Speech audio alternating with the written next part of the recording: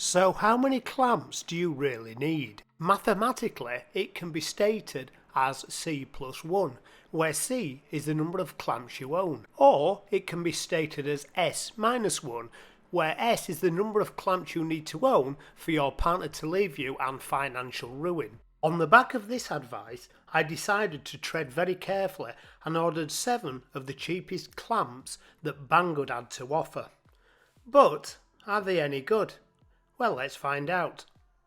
I bought all 7 clamps in one order, but they actually turned up in 2 orders, taking around 10 days to arrive. Which wasn't too bad, because they'd all been posted from China. The order consisted of 4 6-inch Veiko quick grip clamps, for which I paid £15.01, 2 quick adjustable rail clamps for my Festool rail, and for these I paid £19.52, and a Drillpro quick release ratcheting clamp, again for the Festool track saw, that I paid £16.51 for, and on the face of it this was the biggest bargain of the set, but just in case they weren't a bargain, I elected to buy one. Now I've been using these clamps for a few weeks. You may have seen them in my last video where I rebuilt my dust extraction system.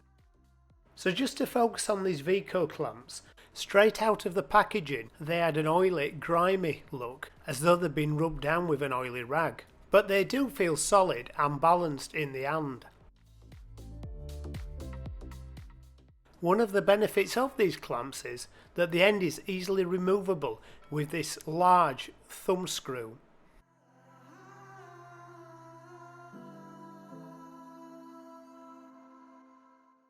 I have a number of these 6-inch Irwin clamps that I pick up from Screwfix, and at £5.60 they're almost £1.90 more expensive than the Bangood ones. It's far harder to take the end off these with the bolt and nut than it is with the Bangood ones, although the Irwin clamps are a tad longer than 6-inch.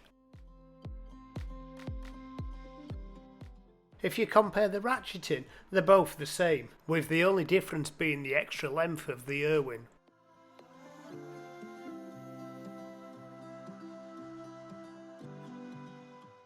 I'm not sure I've ever needed a spreader clamp, or I've never had one to hand when I've needed one, because I can reverse the head of the clamp quite easily. It's something I may use in future. These clamps will spread from 160mm to 245mm. One of the things I really like about the clamps is how easy it is to remove the end. That way I can clamp things down to my bench top.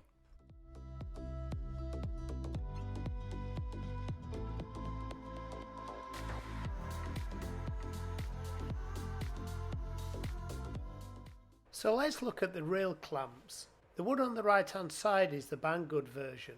The one on the left is made by Axminster Tools. Axminster are currently selling their clamps at nearly £33, which is £12 more than the Bangood clamps. Even Screwfix are selling the Festool ones at £28, which is less than the Axminster ones. The only real difference between the two clamps are the Axminster has a timber handle and the Bangood has a plastic handle. But other than that, the forgings and the thread quality seems to be exactly the same. The rail test is how they fit into the Festool rail. And as you can see, there's absolutely no difference.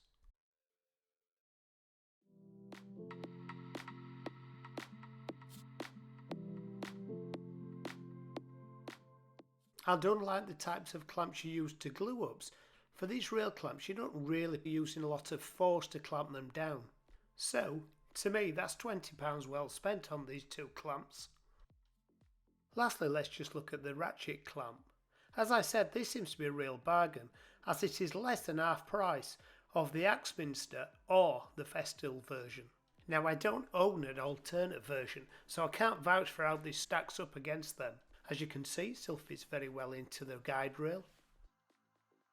The forging seems a decent quality. I did wonder whether the locator pin within the ratchet mechanism was plastic, but on further examination I actually think it's plastic coated metal.